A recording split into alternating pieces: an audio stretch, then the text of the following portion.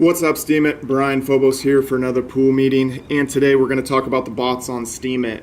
So one person commented on another person's post that, well, if there's all these bots, then I'm going to leave, or something, but which was kind of funny, and I actually gave a pretty detailed response. I'm not trying to single anybody out. I can understand, don't get me wrong, I get it. You're new, you come in, you see something has 20 views on it, but then it has 80 upvotes, and the majority of it's bot driven. And so then they're like, well, all these people are just getting these big payouts and it's just going to happen automatically, and then my stuff's not getting seen. I can understand. It's very frustrating.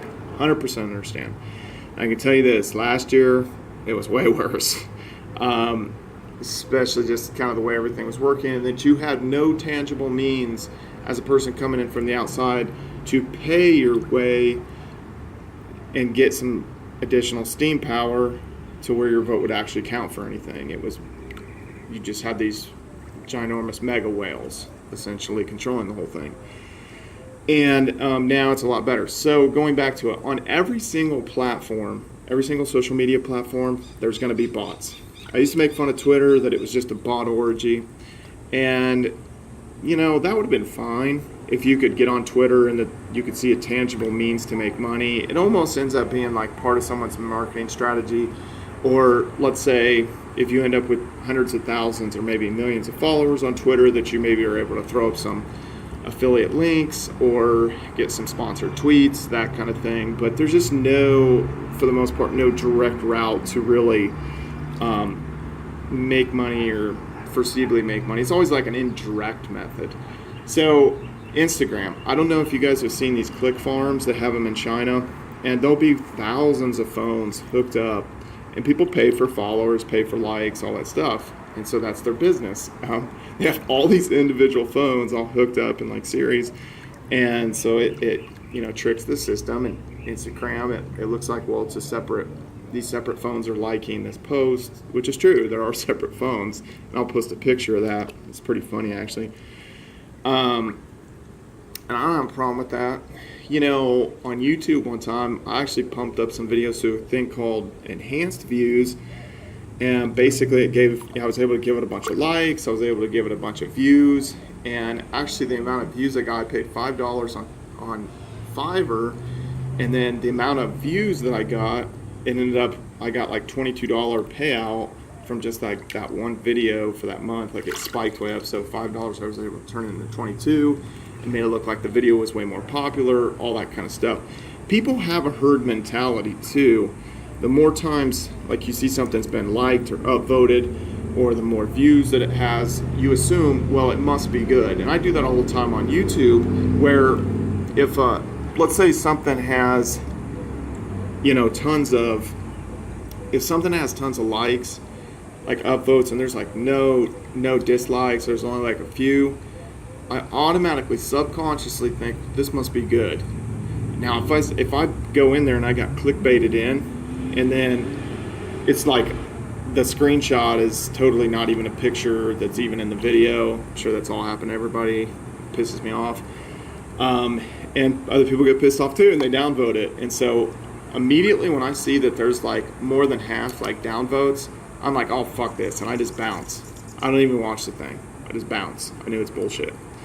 So yeah, there is definitely value of that manual curation and all that stuff, and we want our stuff to be seen.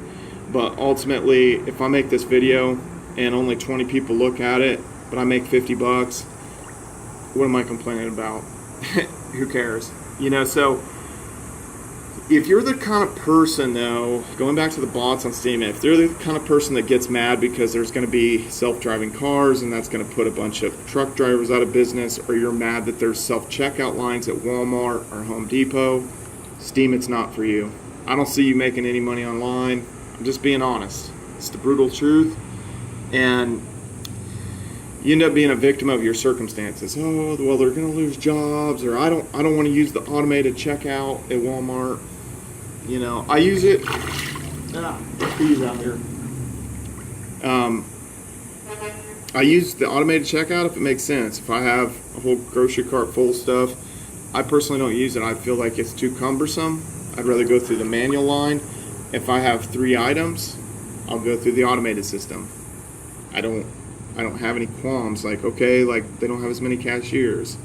That's not, if you're always fighting the future, you're probably not going to make money. You're probably always going to be a victim of your circumstances. So if, let's say you can have bots on Steemit, why not have your own bots?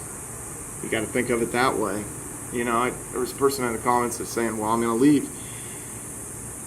Steemit if there's all these bots. Well, okay, I don't care. You know, like, I don't care. We don't care if you leave. Now, obviously, if it got so, like, if it gets so insane and the price drops of Steam and then, like, you know, and everybody leaves, yeah, sure. It ends up being a ghost town, and we went through that. But when the price spikes and everybody comes back, you know, hey, remember me? You know, and it's like, no, we don't. But anyway, you know, bot up if you want. The quickest way that you can bot up, like as an individual, and you get, let's say you got your one account, and you know that there's somebody in the UK, and you're in the United States, and you want to upvote them when you're asleep because you don't see when their post comes out automatically.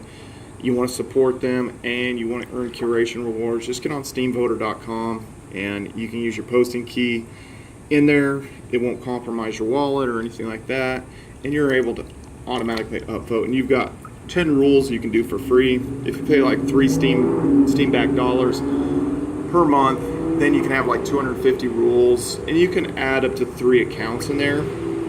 And then I've also got, like, a lot of people saying in the comment section, like, can you have more than one account? Absolutely. You know, do whatever you want. You own this place. You know, I've got like 15 or 16 accounts, and I wish I had more, honestly. I mean, there's some people with hundreds of accounts. So, you know, create those accounts. Another thing you can do, if you want to tail somebody else's votes, you can go to Steemit, and you can actually follow the same votes that other people are doing. You know, they're doing it manually, and you'll be able to, you know, vote just the way they're doing it. And you can earn curation rewards on that because 25% of each post is paid out in curation rewards. 75% of it gets paid to the author. So, now those rewards could be small. Like, if you don't have a lot of Steam power, those rewards could be small the way it divvies up. So, if you have a small account, I think it's something to do, but it shouldn't be your main focus. You know, obviously you got the posting and you got the commenting, but right now the best, and most of you guys have probably bounced out. Maybe there's 10 people watching this video at this point, maybe less, but I already did the math. Like, you could make $100 a day without any additional upvotes from anybody on comments just by using ChainBB. Like, if you were just going crazy all day, you could make $100 a day in Steam power. And then if you think about it, well, if you just cranked out like that for a week or two, you would actually have like a tangible amount of Steam power that you could start to have like some influence in the system. So, and for some people in some parts of the world, dude, that would be huge if you could make that. I mean, you could just go crazy like all day. And there are people doing that. There's some people doing that by making those comments through ChainBB. And so the other thing I wanted to mention, because some of you are going to be like, well, you create these accounts and then like, what are you doing with them? So like, I basically have a curation trail. So I vote with my normal account, and then I actually have a script running, and I'll have it like on my other screen. And then when I upvote somebody, then these other bots flow in and start upvoting. And basically, I'm running a nurse's script that's written in Ruby. And if you're pretty technical and you're on Mac OS 10 or Linux, you'd probably be able to get it to work. If you're in Windows, you're probably not going to get it to work. So anyway, that's just a tidbit. If you want a little more information, I can talk a little bit more about it. I'm not going to go real in depth about it because it could go into a big troubleshooting thing. Oh, I'm getting this error, I'm getting that. What is Ruby? What's a Ruby gem? Like, it could go on and on and on. So anyway, if if you're curious, the answers are out there, and you can command your own bot army. So anyway, thanks for attending the pool meeting, and don't fight the future. Get in front of it. See you guys.